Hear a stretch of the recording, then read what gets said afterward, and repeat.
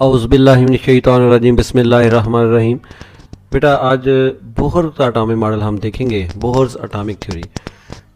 Rutherford का atomic model हमने देखा था पहले, इससे पहले लेक्चर में।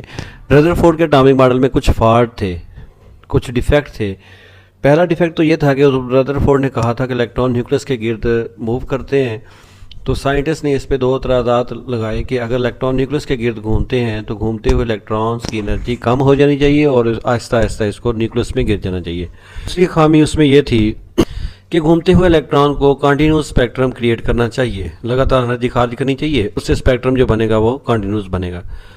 इन दोनों फॉल्ट्स को जो है वो बोहर ने अपनी एटॉमिक थ्योरी में जो है वो निकाला है। ये लेटेस्ट एटॉमिक थ्योरी है, ये मैक्स प्लैंक की क्वांटम थ्योरी की बुनियाद पे जो है ये बनाई गई है। रदरफोर्ड के एटॉमिक मॉडल के जितने भी निकायस थे उन्होंने उनको निकाला। इसने कहा इलेक्ट्रॉन न्यूक्लियस के गिर्द घूमते हैं, मानते हैं, लेकिन इलेक्ट्रॉन न्यूक्लियस के गिर्द फिक्स ऑर्बिट में मूव करते हैं, और जब तक इलेक्ट्रॉन अपने फिक्स ऑर्बिट में रहता है ना एनर्जी जज़ब करता है और ना ही खारिज करता है। जब लगातार एनर्जी को जज़ब या खारिज नहीं करता तो साफ ज़ाहिर है कंटिन्यूस स्पेक्ट्रम भी नहीं बनेगा और इलेक्ट्रॉन की एनर्जी भी कम नहीं होगी और वो न्यूक्लियस में नहीं गिरेगा। यानी इलेक्ट्रॉन अपने ऑर्बिट में जब मूव करता है तो वो सारी उम्र मूव करता रहे, वो एनर्जी ना जज़ब करेगा ना खारिज करेगा। जब जज़ब या खारिज करेगा तो वो अपने शेल में नहीं रहेगा, वो कम एनर्जी वाले शेल से हाई में चला जाएगा जज़ब करके, और खारिज करके हाई वाले शेल से लो एनर्जी वाले शेल में आ जाएगा, और अपने शेल में जब आ जाएगा तो वो वहाँ पे मूव करता रहेगा, उसको कोई किसी किस्म की एनर्जी की ज़रूरत नहीं है। तो ये था मेन पॉइंट इसका, बोहर का एटॉमिक मॉडल का, कि इसने कहा कि इलेक्ट्रॉन न्यूक्लियस के गिर्द फिक्स ऑर्बिट में मूव करते हैं, तो जब तक इलेक्ट्रॉन अपने ऑर्बिट में मूव करते हैं तो उनको एनर्जी की ज़रूरत नहीं होती। Keeping in view the defects in Rutherford atomic model, Niels Bohr presented another model in 1913। इसने जो है वो क्वांटम थ्योरी की बुनियाद पे, मैक्स प्लैंक क्वांटम थ्योरी की बुनियाद पे जो है वो अपनी थ्योरी एक्सप्लेन की थी। तो मैक्स प्लैंक के मुताबिक जो है वो ना तो एनर्जी कंटिन्यूसली एमिट होती है ना ही अब्जॉर्ब होती है, बल्कि एनर्जी के छोटे छोटे पॉकेट्स की शक्ल में एनर्जी जो है जज़ब या खारिज होती है। एनर्जी के उन पॉकेट्स को क्वांटम कहते हैं, और अगर वही एनर्जी जो है रोशनी की शक्ल में जो है वो किसी बॉडी में अब्जॉर्ब होती है या एमिट होती है तो उन रोशनी के पॉकेट्स को हम कहते हैं फोटोन। ठीक है, ये मैक्स प्लैंक की क्वांटम थ्योरी की बुनियाद पे एक्सप्लेन किया गया था। अब स्टार्ट करते हैं थ्योरी।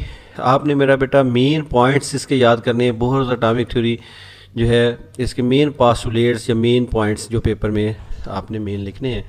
इंट्रोडक्शन में थोड़ा सा बता दें कि ये जो है रदरफोर्ड के एटॉमिक मॉडल के निकायस इसमें निकाले गए हैं और ये 1913 में दी गई है, और मैक्स प्लैंक क्वांटम थ्योरी की बुनियाद पे ये थ्योरी बनाई गई। बस दो लाइनें लिखें और उसके बाद सीधा मेन पास्टुलेट पे चले जाएं। Bohr atomic model was based upon the following postulates. इस थ्योरी के मुताबिक हाइड्रोजन एटम जो है वो छोटे से न्यूक्लियस पे मुश्तमिल है और इलेक्ट्रॉन इसके गिर्द फिक्स ऑर्बिट में मूव करते हैं जिनका रेडियस आर है। The hydrogen atom consist of tiny nucleus and electrons are revolving in one of the circular orbits of radius r around the nucleus.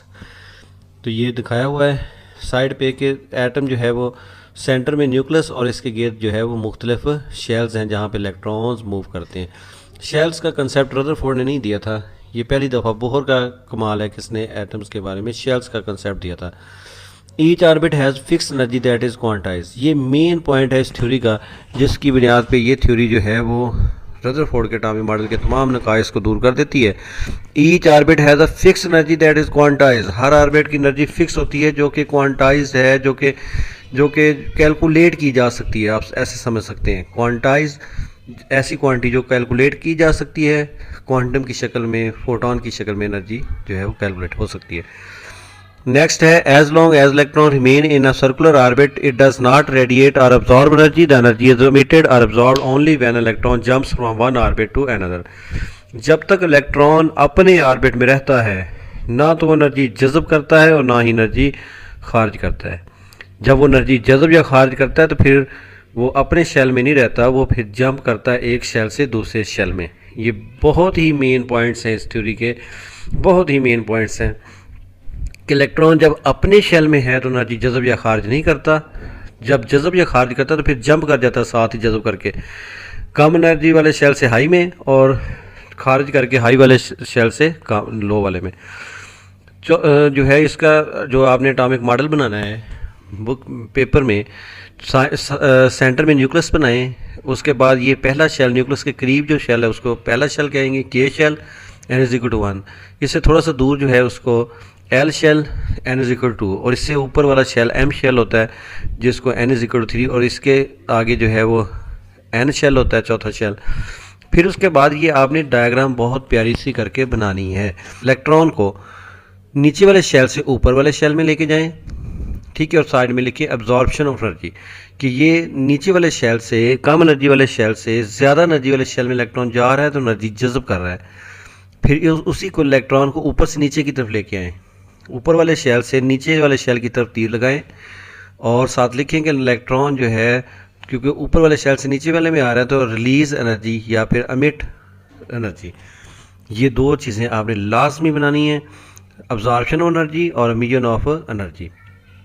और जो एनर्जी एमिट हो रही है या जज़ब हो रही है उसको delta E is equal to h nu, ये मॉडल है जो आपने बनाना है पेपर में। चौथा पॉइंट है when electron jumps from lower orbit to higher orbit it absorbs energy, and when it jumps from higher orbit to lower orbit it radiates energy. This change in energy delta E is given by the following Planck's equation.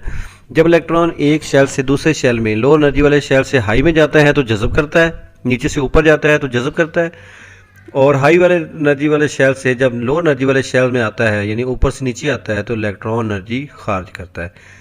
ये जो energy जज़ब या खारिज करता है वो इस मसावात से calculate कर सकते हैं। Delta E change in energy, वो एनर्जी जो इलेक्ट्रॉन जज़ब या खारिज करता है, delta E is equal to है E2 माइनस E1। E1 है, E2 जो है वो हाई एनर्जी वाले शेल की एनर्जी माइनस E1 जो है कम एनर्जी वाले शेल की एनर्जी।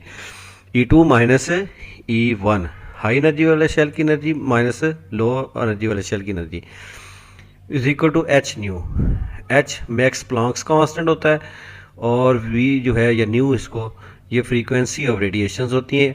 और एच की वैल्यू जो है मैक्स प्लॉन्क्स कांस्टेंट है और इसकी वैल्यू होती है 6.63 multiply 10 raise to power 34 joule second, and v is the frequency of the light. Electron can revolve only in orbits of fix angular moment m v r given as. Electron जिस orbit में move करता है उसका angular moment भी fix होता है, M v are. M क्या है, mass of electron, v velocity of electron, r वो रेडियस जिस रेडियस में इलेक्ट्रॉन मूव करता है, वो m v r is equal होती है एन एच ओवर 2 पाई। ये जो है एंगुलर मोमेंट है जिस शेल में इलेक्ट्रॉन मूव करता है उसका angular moment m v r is equal to n h over 2 pi के बराबर। एन प्रिंसिपल क्वांटम नंबर है, शेल्स की तादाद को ज़ाहिर करते हैं कि इलेक्ट्रॉन को पहले शेल में तो एन इज इक्वल टू 1, दूसरे में तो n is equal to 2। H जो है वही वैल्यू, एच वही मैक्स प्लॉन्क्स कांस्टेंट वैल्यू, और 2 पाई जो है 22/7 को कहते हैं, ये कांस्टेंट टर्म है। तो m v r is equal to n h over 2 pi, where n is the quantum number या फिर orbit number, having values 1 2 3 and so on. इस थ्योरी में मेरा बेटा हमने क्या पढ़ा, मेन पॉइंट इसमें ये है जो है बोहर के एटॉमिक मॉडल में कि इलेक्ट्रॉन न्यूक्लियस की गिर्द फिक्स ऑर्बिट में मूव करते हैं। जब तक इलेक्ट्रॉन अपने फिक्स ऑर्बिट में मूव करते हैं ना एनर्जी जज़ब या खारिज नहीं करते।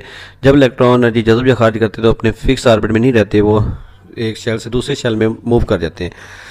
जब इलेक्ट्रॉन एनर्जी जज़ब करते हैं तो कम एनर्जी वाले शेल से हाई में मूव कर जाते हैं, और जब इलेक्ट्रॉन जब एनर्जी खारिज करते हैं तो हाई एनर्जी वाले ऑर्बिट से लो एनर्जी वाले ऑर्बिट में मूव कर जाते हैं। तो जब जिस शेल में इलेक्ट्रॉन मूव करते हैं उन शेल्स का जो है, जब इलेक्ट्रॉन एक शेल से दूसरे शेल में मूव करेगा तो जो एनर्जी जज़ब या खारिज करेगा वो कितनी होगी, delta is equal to E2 minus E1 is equal to h nu. और दूसरी बात कि जिस शेल में इलेक्ट्रॉन मूव करेगा उसका angular moment m v r is equal to n h over 2 pi के बराबर होगा। ये पूरा थ्योरम रिवाइज हो गया। ये हर साल पेपर में या तो रदरफोर्ड का एटॉमिक मॉडल आता है या फिर बोहर का एटॉमिक मॉडल आता है, तो आपने अच्छी तरह याद करना है। अगर आपको ये जो है वो वीडियो अच्छी लगी हो तो आपने मेरा बेटा चैनल को सब्सक्राइब करना है और दोस्तों से शेयर भी करना है। ओके, अल्लाह हाफिज़।